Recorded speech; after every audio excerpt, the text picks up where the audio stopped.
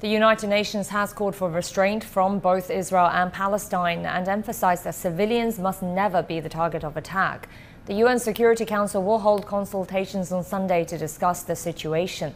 Egypt says it is in talks with Saudi Arabia and Jordan in a bid to defuse the tensions between Israel and Palestine. Egypt's Foreign Minister Sameh Shoukry, in phone calls with his Saudi and Jordanian counterparts on Saturday, underlined the importance of uniting international and regional efforts to contain the escalating violence. Also on Saturday, the Sudanese and Iraqi governments voiced support for the Palestinian people. Iraq also called on the Arab League to convene urgently to discuss the situation in the Palestinian territories. Adel Al-Mahroui has more from Cairo.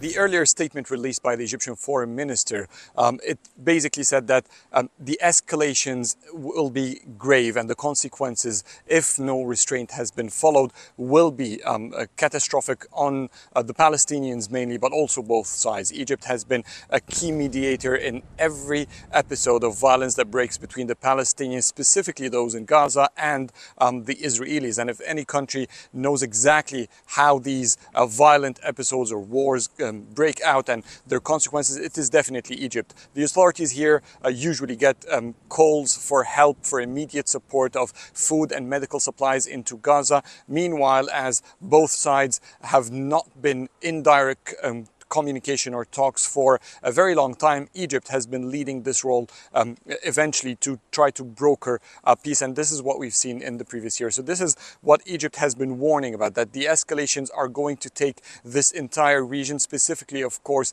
the Palestinian crisis, into a vicious circle of violence. And this is also what has been we've been noticing from the statements by other Arab countries, including the League of Arab States. The Arab League's Secretary General also released a statement blaming Israel's